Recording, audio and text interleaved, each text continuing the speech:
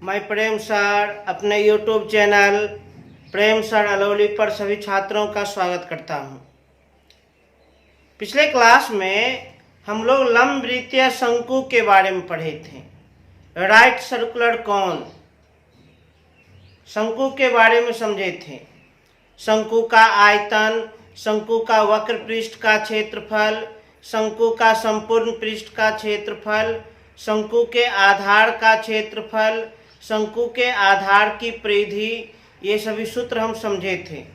कैसे आया है, कहाँ से आया है, शंकु का परिभाषा जाने थे और हम कुछ सवाल भी बनाए थे।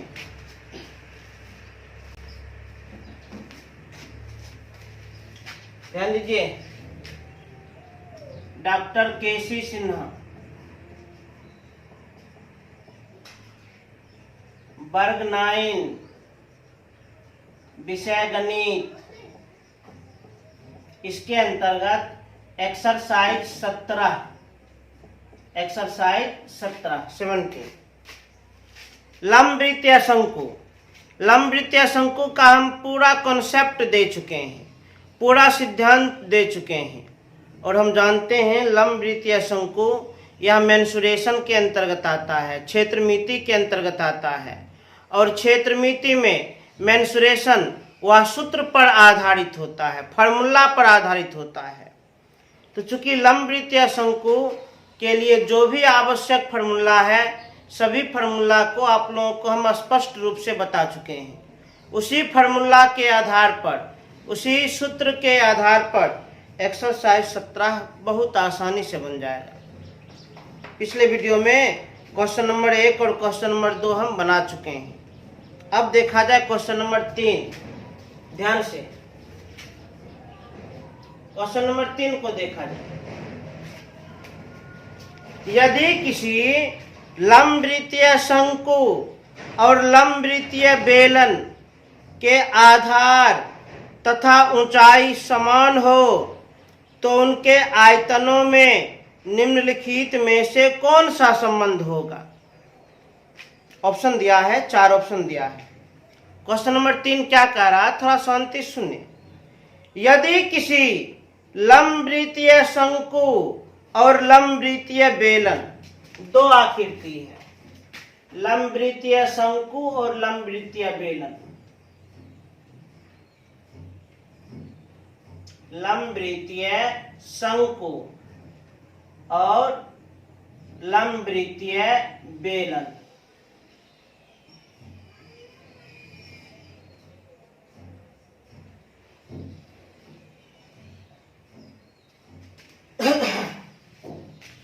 यदि किसी लंबवृत्तीय शंकु और लंबवृत्तीय बेलन के आधार तथा ऊंचाई समान हो, लंबवृत्तीय शंकु तथा लंबवृत्तीय बेलन के आधार समान हो, दोनों के क्या आधार समान हो। आधार समान हो इसका अर्थ क्या है, आधार की त्रिज्या समान हो, आधार की त्रिज्या समान हो तथा ऊंचाई भी समान हो। लंबवृत्तीय शंकु की ऊंचाई और लंबवृत्तीय बेलन की ऊंचाई, दोनों की ऊंचाई भी क्या हो, समान हो। तो क्या कहता है, तो उनके आयतनों में कौन सा संबंध होगा। हम तो स्पष्ट रूप से इसका सिद्धांत जानते हैं। लंबवृत्तीय शंकु और लंबवृत्तीय बेलन यदि आधार भी समान हो और ऊंचाई भी समान हो तो शंकु का आयतन बराबर होता है बेलन के आयतन का 1/3। बेलन के आयतन का क्या होता है, 1/3। अर्थात शंकु का आयतन कम होता है बेलन के आयतन से, या फिर बेलन का आयतन अधिक होता है शंकु के आयतन से। अब 4 ऑप्शन दिया है, कौन सही, सही होगा option number A. Option number A सही होगा। शंकु का आयतन, शंकु का आयतन कम होगा, किससे, बेलन का आयतन से। बेलन का आयतन मतलब जो तीर खाता है वह कम, जो तीर मारता है वह अधिक। तो शंकु का आयतन कम है बेलन का आयतन से। अब देखा जाए क्वेश्चन नंबर 4। क्वेश्चन नंबर 4 में क्या है? समान आधार तथा समान ऊंचाई के लंब बेलन और लंब वृत्तीय शंकु के आयतनों का अनुपात होता है। क्वेश्चन नंबर 4 को देखा जाए। क्वेश्चन नंबर 4 में क्या कह रहा है? समान आधार तथा समान ऊंचाई के लंब बेलन और लंब वृत्तीय शंकु के आयतनों का अनुपात होता है। मतलब बेलन का आयतन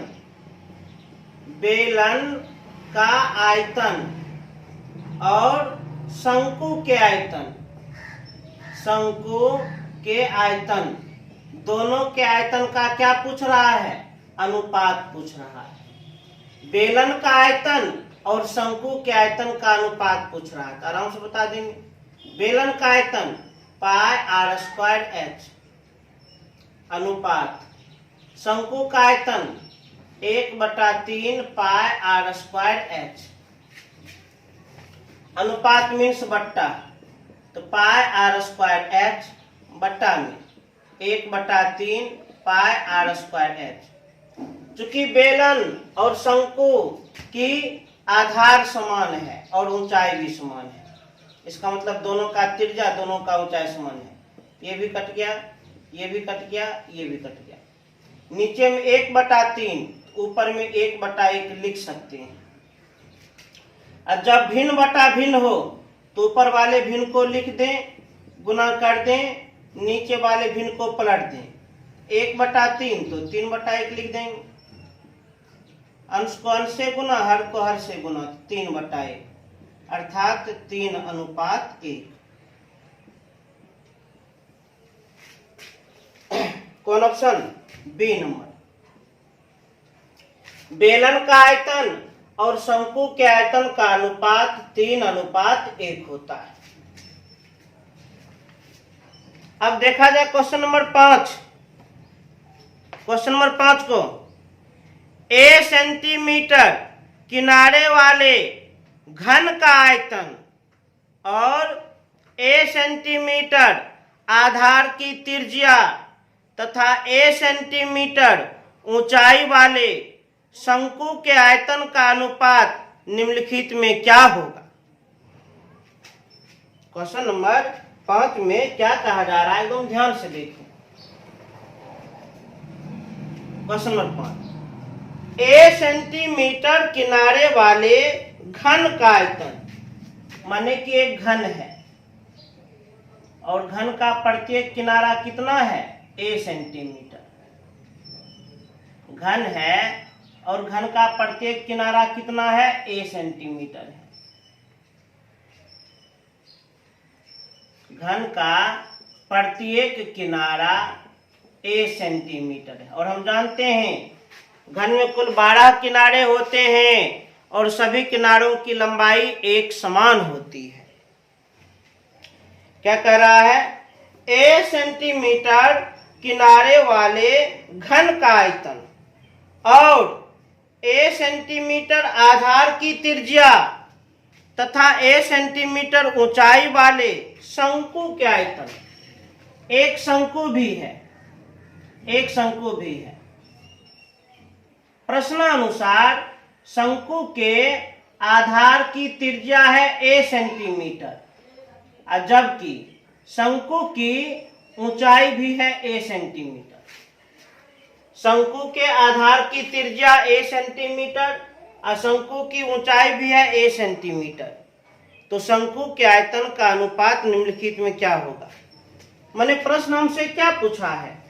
ए सेंटीमीटर किनारे वाले घन का आयतन और ए सेंटीमीटर आधार की त्रिज्या तथा ए सेंटीमीटर ऊंचाई वाले शंकु के आयतन, दोनों के आयतन का अनुपात पूछ रहा है। अनुपात, आराम से अनुपात ज्ञात कर लेंगे। किया जाए। घन का आयतन ए क्यूब, किनारा का क्यूब, किनारा जितना है उसका क्यूब हम लिख दिए, अनुपात मीन्स बट्टा। शंकु का आयतन 1/3 पाई त्रिज्या का स्क्वायर, त्रिज्या का स्क्वायर गुना ऊंचाई, ऊंचाई। शंकु का आयतन 1/3 पाई त्रिज्या का स्क्वायर और गुना ऊंचाई। त्रिज्या और ऊंचाई जिस रूप में था उसी रूप में प्रकट कर दी। अब लगता है कट रहा है ये, ए स्क्वायर गुना ए क्यू, ए क्यू कट गया। ऊपर में कुछ हो तो 1/1 लिख सकते हैं, 1/1 और नीचे में π/3। जब भिन्न बटा भिन्न हो तो ऊपर वाले भिन्न को लिख दें, गुना कर दें और नीचे वाले भिन्न को पलट दें। π/3 है तो लिख देंगे 3/π। अंश को अंश से गुना, हर को हर से गुना, तो 3/π अर्थात 3:π। कौन ऑप्शन? तो ऑप्शन नंबर हो जाएगा ये ए।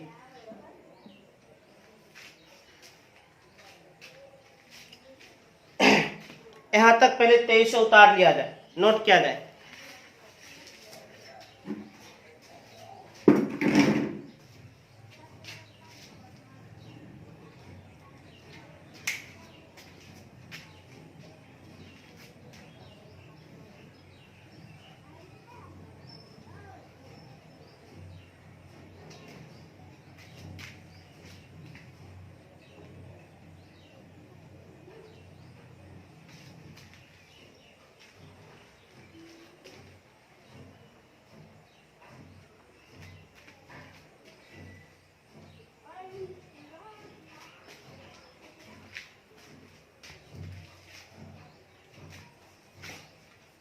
अब ध्यान दीजिए क्वेश्चन नंबर 5।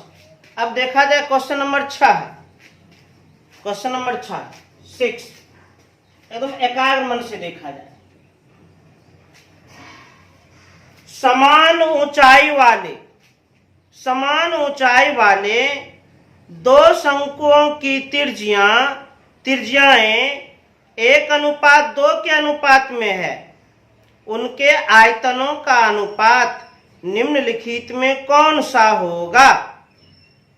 क्या कह रहा है? समान ऊंचाई वाले दो शंकुओं की, माने कि दो शंकु है जिसकी ऊंचाई एक समान है। दो शंकु है जिसकी ऊंचाई एक समान है।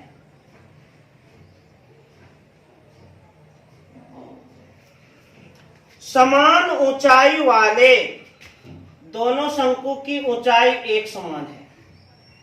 दोनों शंकु की ऊंचाई एक समान है। समान ऊंचाई वाले दो शंकुओं की त्रिज्याएं 1:2 के अनुपात में है। माने दोनों शंकु की त्रिज्या का अनुपात दिया है 1:2।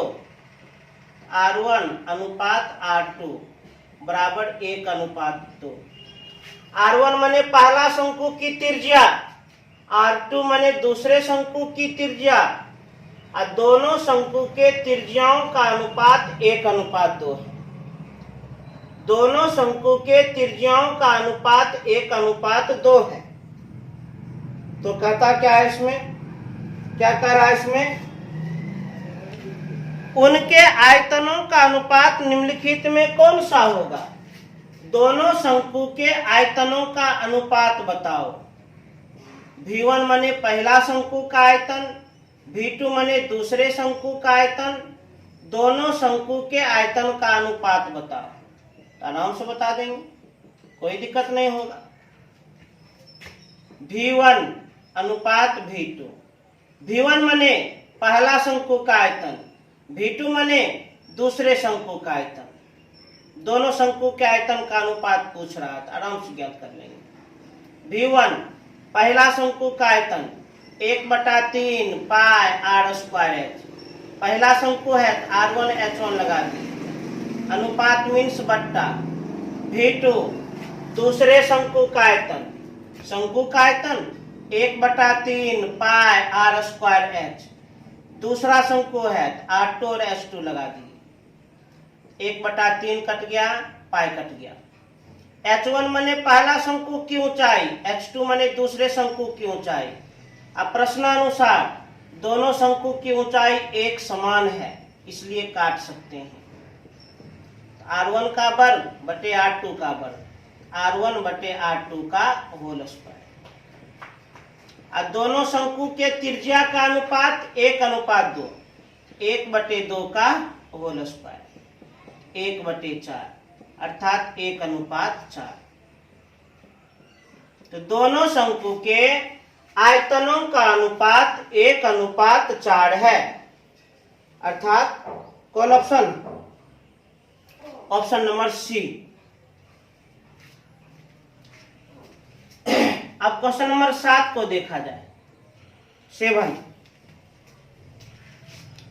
यदि किसी लंबवृत्तीय शंकु की त्रिज्या एवं ऊंचाई दोनों ही दुगनी कर दी जाए तो नए ठोस के घनफल एवं पहले ठोस के घनफल का अनुपात नीचे लिखे में कौन सा होगा?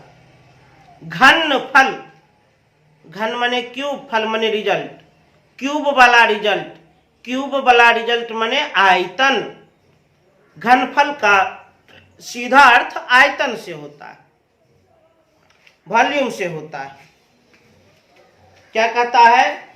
यदि किसी लंबवृत्तीय शंकु, मान लीजिए लंबवृत्तीय शंकु है, लंबवृत्तीय शंकु के आधार की त्रिज्या को R से सूचित करते हैं और जबकि ऊंचाई को S से सूचित करते हैं। अच्छा, एक बात और ध्यान सुनिए, नया आकृति किसको मानते हैं? नया आकृति किसको कहते हैं? तो जिस आकृति में प्रश्न के अनुसार कुछ परिवर्तन किया जाए, जिस आकृति में क्वेश्चन के अनुसार कुछ परिवर्तन किया जाए, उसी आकृति को हम नया आकृति कहते हैं। इसमें नया आकृति भी है, नया शंकु भी है। इसको मान लेते हैं नया, इसको मान लेते हैं पहले।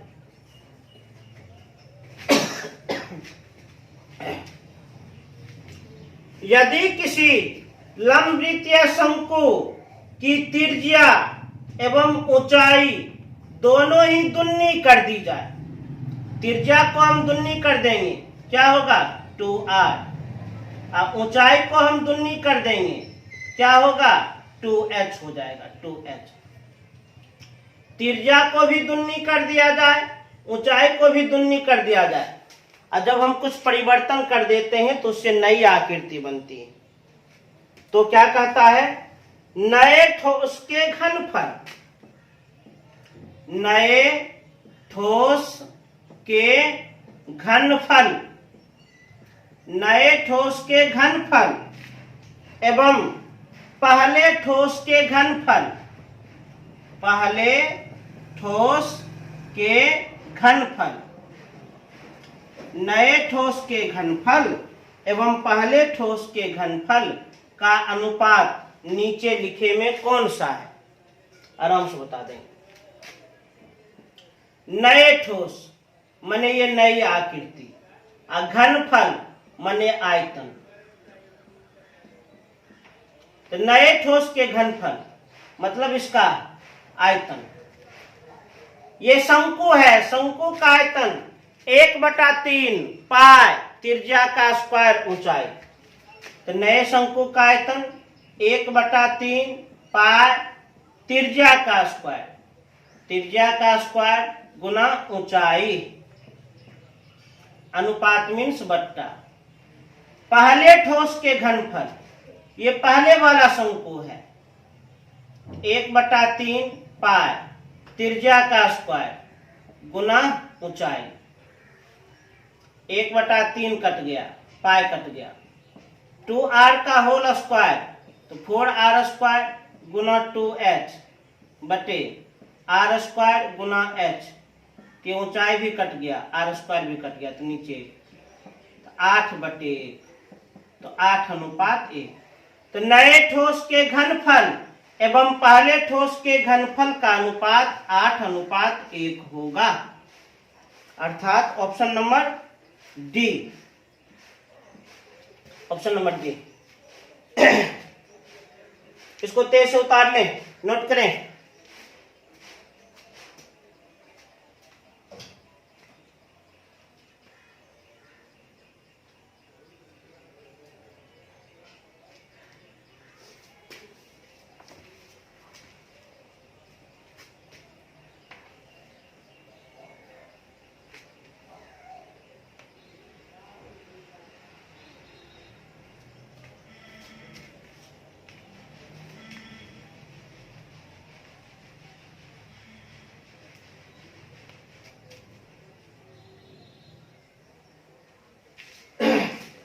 अब ध्यान से एकदम एकाग्र मन से देखा जाए। क्वेश्चन नंबर 8,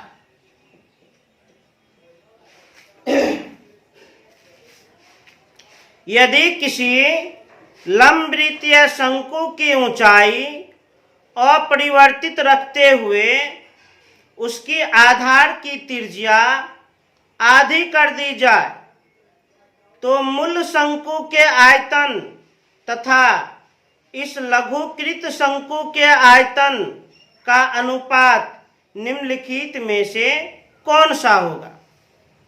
तो आप लोग को वितरण समझाए थे, जब भी हम प्रश्नानुसार किसी भी प्रकार का परिवर्तन करते हैं तो परिवर्तन करने के पश्चात नई आकृति बनती है। जब भी हम क्वेश्चन के अनुसार किसी भी प्रकार का परिवर्तन करते हैं तो परिवर्तन के बाद नई आकृति बनती है, नई आकृति। क्या कहा जा रहा है क्वेश्चन नंबर 8 में? यदि किसी लंबवृत्तीय शंकु की ऊंचाई अपरिवर्तित रखते हुए, मतलब शंकु की ऊंचाई अपरिवर्तित रखते हुए उसकी आधार की त्रिज्या आधी कर दी जाए, तो इसका मतलब एक तो मूल शंकु है और एक शंकु में हम प्रश्न के अनुसार परिवर्तन करेंगे, एक शंकु में क्वेश्चन के अनुसार परिवर्तन करेंगे। तो जो मूल शंकु है उसकी त्रिज्या को r मान लिए और जो मूल शंकु है उसकी ऊंचाई को हम h मान लिए। क्वेश्चन नंबर 8, यदि किसी लंबवृत्तीय शंकु की ऊंचाई अपरिवर्तित रखते हुए, मतलब ऊंचाई यहां पर अपरिवर्तित है, अपरिवर्तित रखते हुए उसके आधार की त्रिज्या आधी कर दी जाए, त्रिज्या को आधी कर दी जाए, कर दिया आधी, तो मूल शंकु के आयतन तथा इस लघुकृत शंकु के आयतन का अनुपात कौन सा होगा? तो मूल शंकु के आयतन तथा इस लघुकृत शंकु के आयतन, दोनों के आयतन का क्या पूछ रहा है? अनुपात पूछ रहा है। आराम से ज्ञात कर लेंगे। मूल शंकु हम उसे कहते हैं जिसकी त्रिज्या r और ऊंचाई h हो। मूल शंकु हम उसे कहते हैं जिसकी त्रिज्या r और ऊंचाई h हो। तो मूल शंकु का आयतन 1/3 पाई त्रिज्या का स्क्वायर गुना ऊंचाई, अनुपात मीन्स बट्टा। और लघुकृत शंकु, लघुकृत माने होता है छोटा, ये छोटा शंकु है। क्यों? त्रिज्या के आधार पर इसकी त्रिज्या जितनी है इसकी त्रिज्या आधी है, इसलिए इसको लघुकृत अर्थात छोटा कहा गया। तो लघुकृत शंकु के आयतन 1/3 पाई त्रिज्या का स्क्वायर गुना ऊंचाई, ऊंचाई कट गया, पाई कट गया, 1/3 कट गया, इसको लिखेंगे r² बटे 1 बटा। आर बटे 2 का होल स्क्वायर, आर स्क्वायर बटे 4। तो जब भिन्न बटा भिन्न हो तो ऊपर वाले भिन्न को हम लिख दिए, गुना करके नीचे वाले भिन्न को पलट देंगे।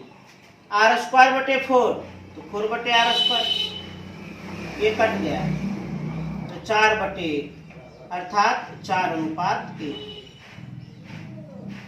कौन ऑप्शन?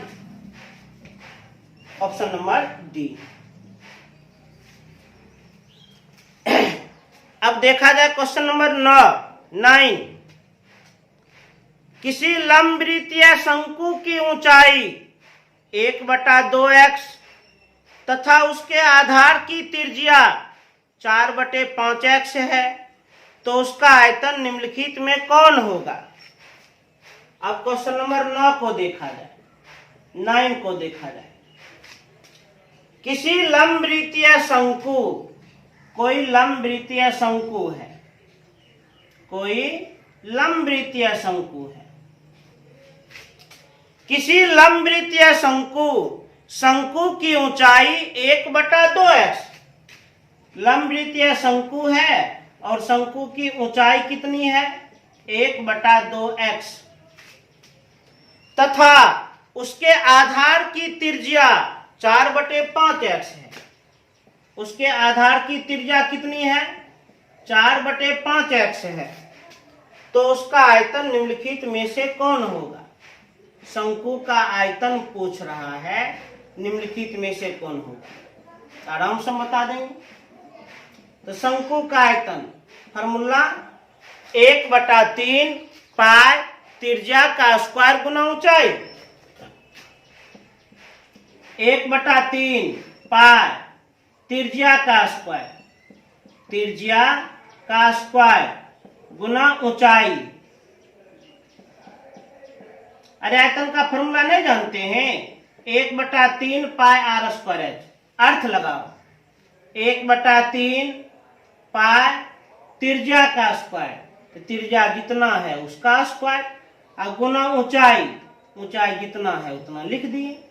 अब सरल करें, 1/3 पाई गुना 4/5x का होल स्क्वायर, तो 16/25x स्क्वायर गुना 1/2x। 2 8 16, अंश को अंश से गुना, 8 गुना 1 8, 25 गुना 3 75, उसके बाद पाई एक्स स्क्वायर गुना x cube, 8/75 pi x cube. Option number C. तेजी से नोट किया जाए।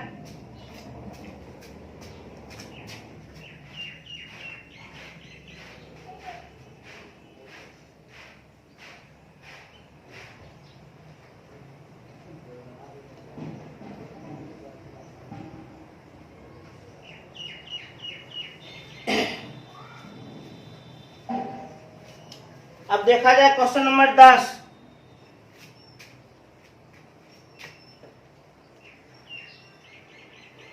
क्वेश्चन नंबर 10 को एकदम ध्यान पूर्वक देखा जाए, पूरा मन से देखा जाए।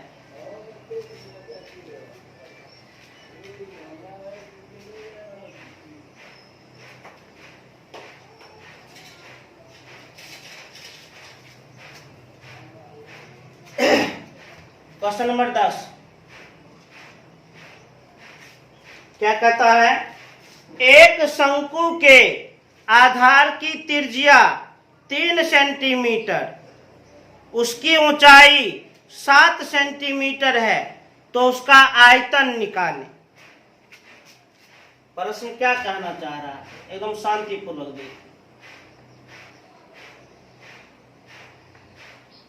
एक शंकु के आधार की त्रिज्या 3 सेंटीमीटर, त्रिज्या 3 सेंटीमीटर, उसकी ऊंचाई 7 सेंटीमीटर। शंकु की ऊंचाई कितनी है? 7 सेंटीमीटर। तो उसका आयतन निकालें। शंकु का आयतन कितना होगा? शंकु का आयतन निकालें, आराम से निकाल लेंगे। 1/3 पाई त्रिज्या का स्क्वायर, त्रिज्या का स्क्वायर गुना ऊंचाई, ऊंचाई लिख दी।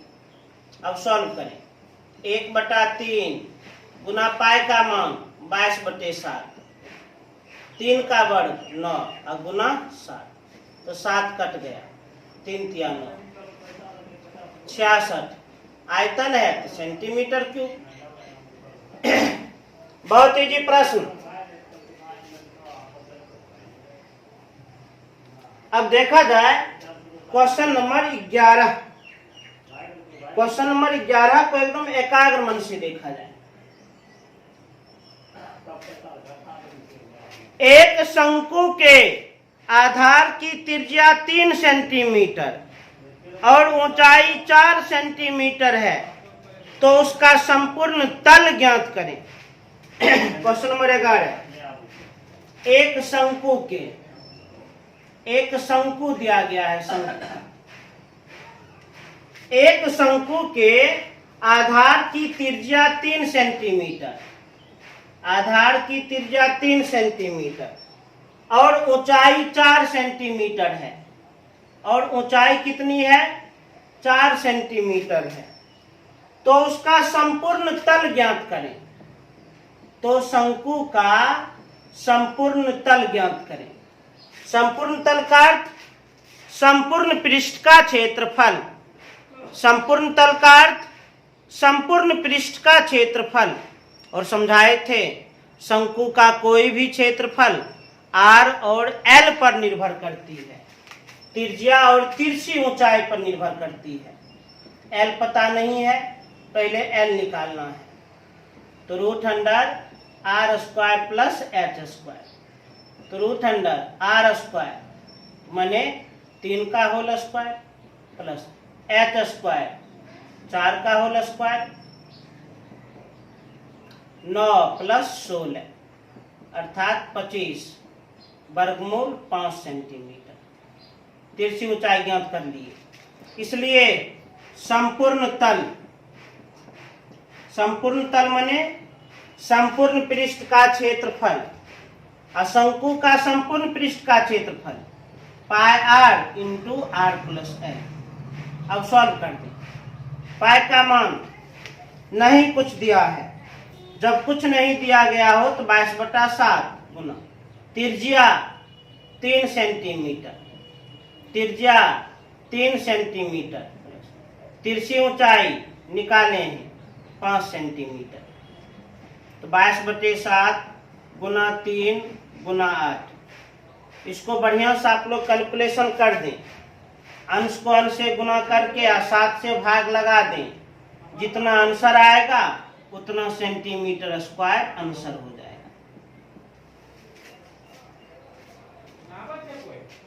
अब देखा जाए क्वेश्चन नंबर 12 है, क्वेश्चन नंबर 12, क्वेश्चन नंबर 12 एकदम ध्यान से देखा जाए, मन को स्थिर करके शांत मन से। एक शंक्वाकार कैनवास के तंबू के आधार का व्यास 14 मीटर और उसकी तिर्यक ऊंचाई 6 मीटर है। उस शंकु में लगे कैनवास का क्षेत्रफल निकालें। क्वेश्चन नंबर 12, क्वेश्चन नंबर 12 में क्या कह रहा है? एक शंक्वाकार, शंकु के आकार, शंक्वाकार माने शंकु के आकार, एक शंक्वाकार कैनवास के तंबू, कैनवास मोटा कपड़ा को कहते हैं, कैनवास माने मोटा कपड़ा। एक शंक्वाकार कैनवास के तंबू, टेंट, मतलब एगो टेंट है शंकु के जैसा है, और टेंट में जो चारों तरफ का उसका जो दीवार है वह कैनवास का बना है। तंबू के आधार का व्यास 14 मीटर, व्यास कितना है? 14 मीटर, तो त्रिज्या क्या होगी? 7 मीटर। त्रिज्या कितनी? 7 मीटर, और उसकी तिर्यक ऊंचाई 6 मीटर है, और उस शंक्वाकार कैनवास के टेंट की तिर्यक ऊंचाई कितनी? 6 मीटर। तिर्यक ऊंचाई कितनी है? 6 मीटर। तो उस तंबू में लगे कैनवास का क्षेत्रफल ज्ञात करें। उस तंबू में लगे कैनवास का क्षेत्रफल ज्ञात करें। आराम से ज्ञात कर लेंगे, कोई दिक्कत नहीं होगी। कैनवास का क्षेत्रफल, पहले सवाल को समझिए। शंक्वाकार कैनवास का एगो टेंट है जिसकी त्रिज्या और तिर्यक ऊंचाई दी गई है। तो वह जो टेंट बना है शंकु के आकार का, और टेंट में कैनवास का कपड़ा लगा है, कैनवास लगा है। तो कैनवास का क्षेत्रफल ज्ञात करें। तो आप लोग दिमाग लगाइए, कैनवास कहाँ है? तो शंकु के वक्र भाग में है। कैनवास कहाँ है? शंकु के वक्र भाग में। तो कैनवास का क्षेत्रफल कैसे निकाले? तो इसके लिए शंकु के वक्र पृष्ठ का क्षेत्रफल निकालना पड़ेगा। निकाल लेते हैं। शंकु के वक्र पृष्ठ का क्षेत्रफल क्या होता है? फॉर्मूला पाई आर एल। पाई का मान 22/7, त्रिज्या 6, तिर्यक ऊंचाई, त्रिज्या तो 7 है और तिर्यक ऊंचाई 6, ये तो कट गया 132। क्षेत्रफल है तो मीटर स्क्वायर। इसे नोट किया जाए।